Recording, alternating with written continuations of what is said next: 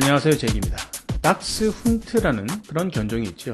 사실 저는 지금까지 덕스 헌트인 줄 알고 오리 사냥하는 개라는 뜻이겠구나 하고 제 마음대로 생각을 하고 있었습니다. 그러다 이참에 견종으로 어원을 준비하게 되었는데요. 400여 종 가까이 되는 모든 품종을 다 다룰 수는 없고 잘 알려진 일부 견종들을 대상으로 진행을 했었지요. 그런데 분석을 다 끝내고 나서 보니 이 어원으로 설명할 내용이 그다지 많지가 않더라고요. 그냥 대부분 원산지 이름을 그대로 쓴 것이 많더군요.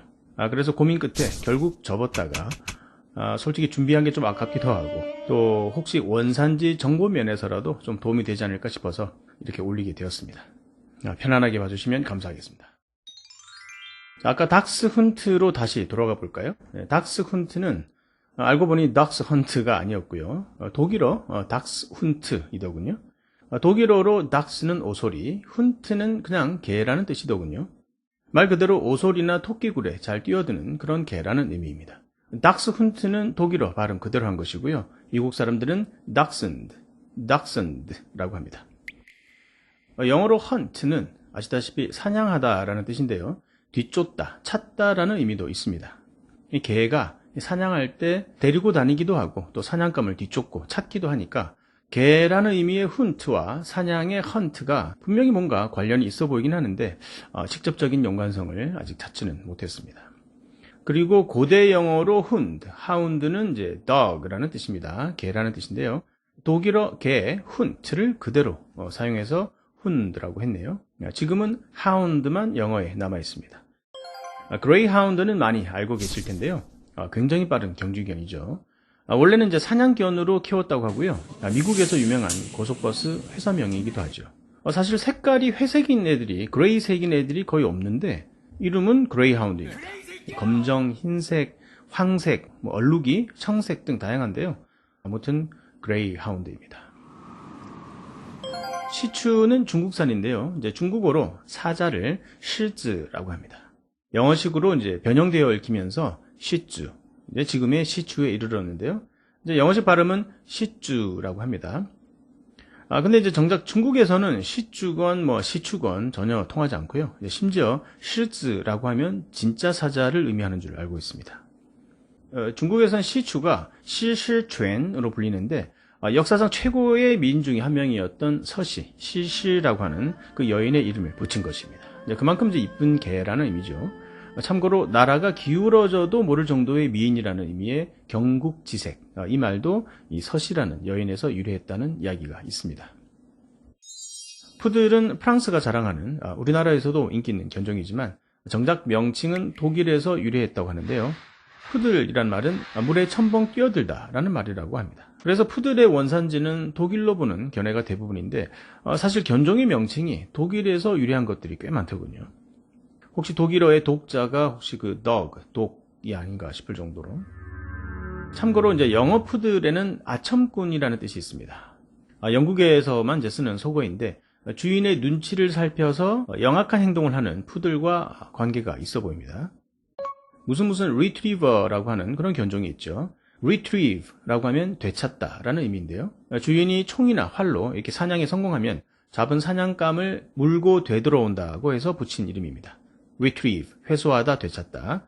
원래 사냥개로 키웠었는데 지금은 종류도 많아지고 구조견, 탐지견, 경호견 등 다양한 역할로 인간에게 도움을 주고 있습니다. 테리어라는 명칭이 붙은 품종은 땅과 관련이 있습니다. 라틴어 테라는 영어로는 이제 earth, 한국어로는 땅이라는 뜻입니다. 순간. 그래서 땅 속에 있는 들쥐나 족제비, 여우 같은 이런 짐승을 사냥할 때 그때 데리고 다니던 사냥개의 품종인데요. 용도에 맞게 이제 여러 종류로 개량이 되어서 종류도 상당히 많은데요. 대부분 영국에서 유래한 견종이 되겠습니다. 비글, 영국이 원산지인 귀엽고 영리한 품종입니다. 스누피가 바로 이 비글 종류이기도 하고요.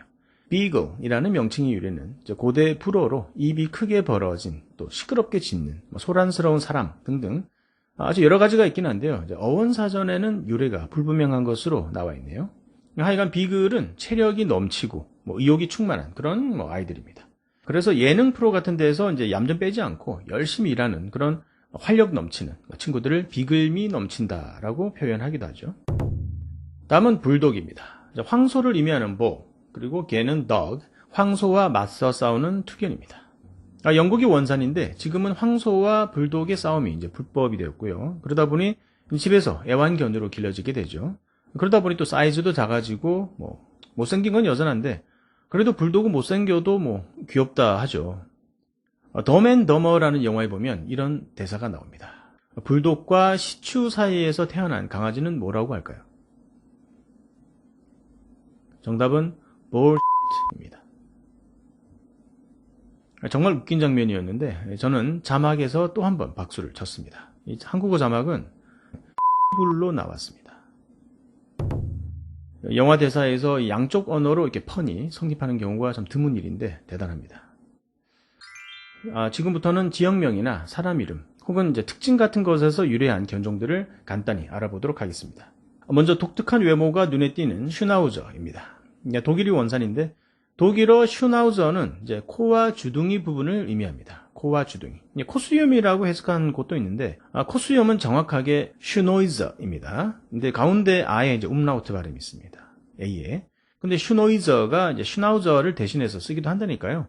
결국 코수염도 맞다고 할 수 있겠습니다.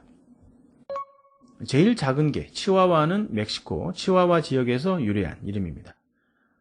우수에 찬 아련한 눈빛 때문에 마음이 짠해지는 그런 강아지죠. 지중해 몰타 섬이 원산지인 이제 몰티즈 혹은 말티즈. 어떤 종류는 우아 소리 날 만큼 우아합니다. 옛날엔 말치스, 마르치스 등으로 이제 불리기도 했었죠. 101마리 달마시안으로 또 유명한 얼룩무늬 이제 달마시안. 지중해 동부에 위치한 현재로서는 이제 크로아티아 위치에 있는 달마티아라는 곳이 원산지입니다. 웰시 코기. 웰시 코기는 영국의 웰시 지역이 이제 원산지인데요. 웰시어로 콜기는 이제 난쟁이 개라는 뜻인데 다리가 짧아서 오히려 소를 모는데 아주 효과적이라고 합니다.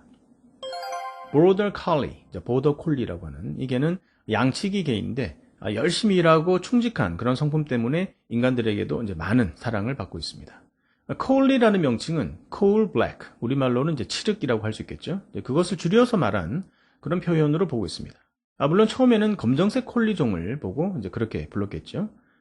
그리고 보더 콜리는 영국이 원산지인데 영국 내에서도 이제 잉글랜드와 스코틀랜드 사이 경계 지역에서 이제 양치기 개로 사용되었습니다. 이제 경계선이 영어로 border이죠. 그래서 border collie, 보더 콜리입니다. 패키니즈라는 이제 작고 우아한 그런 견종이 있죠. 중국 왕실에서 이쁨 받고 자란 그런 애들입니다. 그런데 패키니즈를 페니키즈로 알고 계시는 분들도 의외로 계신 것 같아요. 마치 스튜어디스랑 스튜디어스가 헷갈리듯이 말이죠. 패키니즈를 확실히 기억하는 방법은 원산지입니다. 바로 중국 북경이 원산지입니다. 북경을 베이징이라고 하지만 서양 사람들이 이제 북경을 부르는 명칭을 음차해서 예전에는 패킹이라고 주로 썼습니다. 북경의 공항 코드도 그래서 PEK이고요. 심지어 북경대학도 발음은 베이징 다쉐라고 하는데 표기는 아직도 패킹으로 쓰고 있습니다. 우리는 사실 편하죠. 북경, 패킹, 그죠? 비슷하니까요.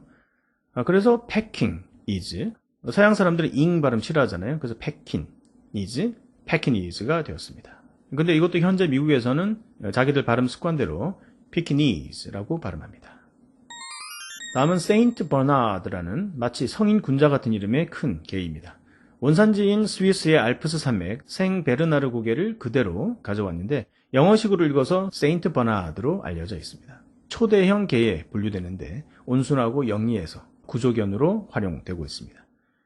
파트라슈의 실제 모델이라는 말도 있어서 언급할까 했었는데 너무 옛날 만화라 모르실까봐 이 영화 베토벤으로 바꿨는데 베토벤도 거의 30년이 다 돼가는 그런 영화더군요. 세월이 야속합니다. 도베르만 19세기 후반에 독일에서 개량된 견종입니다. 도베르만이라는 사람이 개량했다고 하죠. 뭐 하는 사람일까? 도배를 하는 사람일까? 이렇게 궁금했는데 직업이 세금 징수원이라고 합니다. 도살장도 운영했다고 하는데요. 그래서 이래저래 개량을 통해서 이제 도베르만 견종을 탄생시키게 되었고요. 워낙 잘 만들어서 호위견이나 경찰견으로 이제 또 반려견으로도 인기가 아주 높습니다. 오늘은 여기까지 하고요. 이름에서 바로 의미가 드러나는 그런 견종들은 아쉽지만 일단 제외를 했는데요. 궁금하신 분들은 댓글에 달아주시면 아는 대로 말씀을 드리겠습니다. 시청해 주셔서 감사합니다.